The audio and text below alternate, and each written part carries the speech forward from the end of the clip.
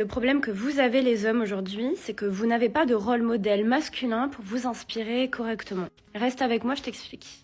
Tous les rôles modèles masculins que vous avez sont associés à l'argent, aux finances, au pouvoir, à la guerre, à la politique, à l'analyse de tout sur le monde. Aucun homme sur cette planète est présent pour vous inspirer à être dans votre énergie qui est connectée à l'émotionnel, à l'intuition, au fait d'avoir aussi le droit d'exprimer ses émotions et de poser des mots sur ce que vous ressentez à l'intérieur. Le problème qu'il y a aujourd'hui, c'est que nous, les femmes, on avance énormément sur ça. Pourquoi ? Parce que naturellement, on tendance à plus faire un travail personnel sur nous-mêmes. Mais pour vous, c'est directement associé à quelque chose qui est en dehors de votre masculinité. Le problème étant, c'est que nous, on avance et que vous fuyez le sujet. Mais parce que vous n'avez pas un rôle modèle masculin qui vous inspire à être et à incarner cette partie de vous-même. Peut-être parce que vous l'associez à quelque chose d'ultra féminin, peut-être parce que ça vous fait peur d'aller au fond de trucs que vous comprenez pas vraiment sur vous. Mais je vous assure que ça aiderait tellement les hommes et les femmes à se comprendre, d'avoir un exemple sur qui tu as envie de t'appuyer pour devenir la meilleure version de toi et pour qu'ensemble on puisse enfin mieux se comprendre et vivre ensemble.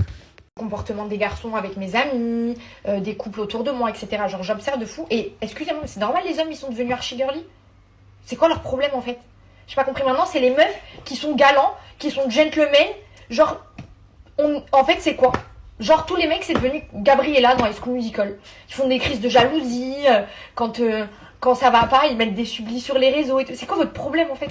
Vous croyez où? Genre, j'ai pas compris. Vraiment c'est devenu trop chelou. Genre maintenant c'est normal.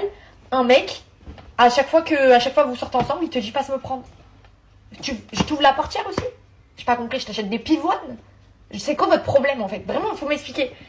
Vraiment, j'ai l'impression que c'est une ambiance latente. Genre, vraiment, partout autour de moi, il n'y a que des mecs archi girly. Genre, déjà qu'un mec de base, c'est pas ouf, en fait. Vous vous rendez compte quand même que vous n'êtes pas ouf. Vous savez pas vous tenir, vous êtes relativement plus proche du chien que de l'homme, vous allez inévitablement tromper, vous n'êtes pas à l'écoute, etc. Genre, déjà, c'est pas dingue. On vous prend quand même comme ça. Et maintenant, on doit faire avec vos sautes d'humeur. Maintenant, vous avez vos règles. Maintenant, vous êtes devenu sensible, vous êtes hypoallergénique, vous faites des crises de jalousie, vous vous roulez par terre. Mais en fait, arrêtez, faites-vous poser un stérilet. En fait, on n'est pas vos camarades. On n'a pas votre temps. Supporte vos caleçons tout sales déjà que vous mettez à côté de la panière à linge. Déjà, on supporte ça. Et maintenant, on va supporter vos sautes d'humeur. Maintenant, maintenant, vous écoutez du Jenali. Maintenant, vous êtes Kenza Farah. Moi, ça marche pas comme ça. Hein. Dites-vous, il y a des mecs qui sont en couple avec mes copines. Quand ils se disputent avec mes copines, elles me le disent même pas. Le mec en question, il appelle toutes les autres copines, il dit s'il te plaît, je me suis disputée avec elle, non mais parle avec elle, non mais tu te rends compte, elle me fait du mal.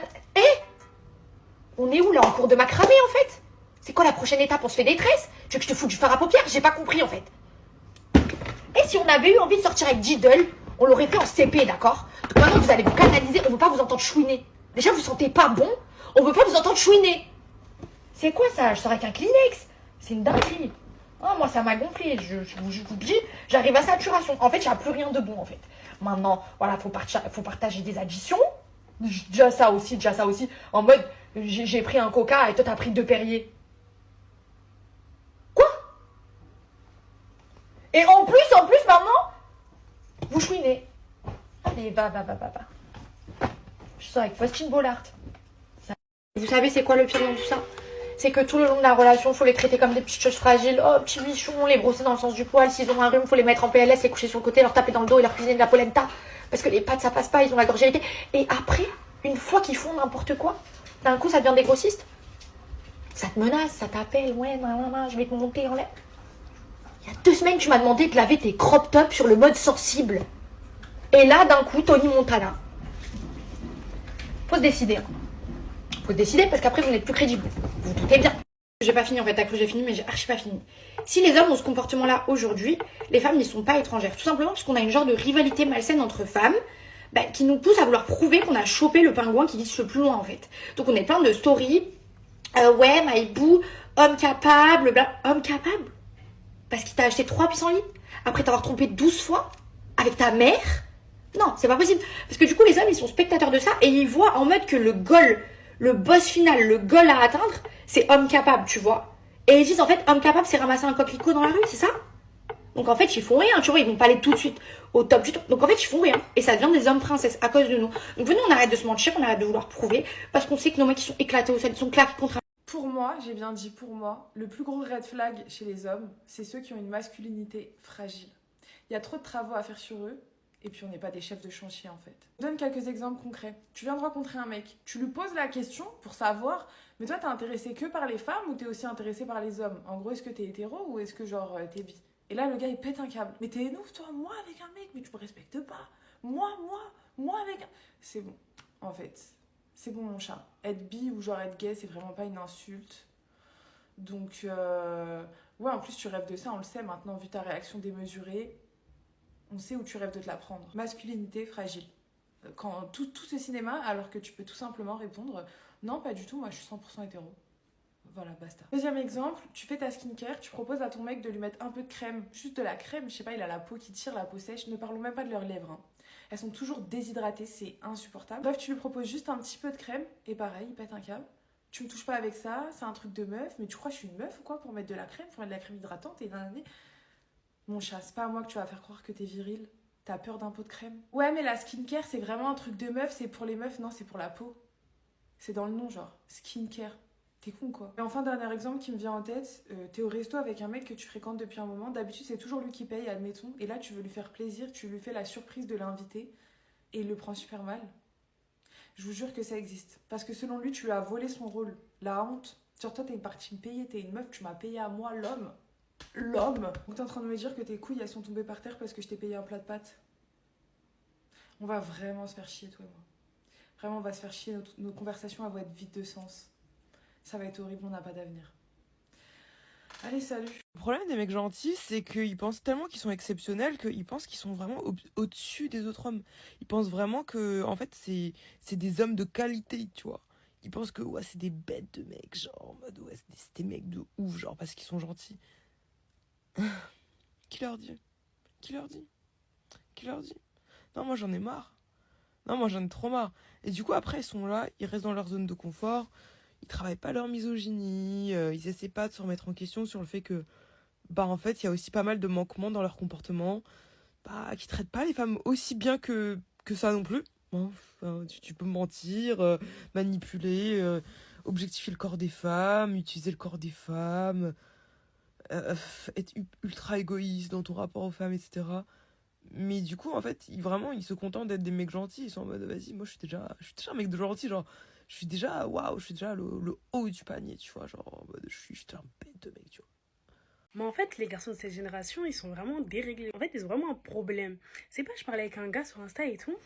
On se parle et tout. Il me dit un truc, tout ça. Un après, il me dit, je peux pas te dire ça, sinon ça va te donner trop de gaz.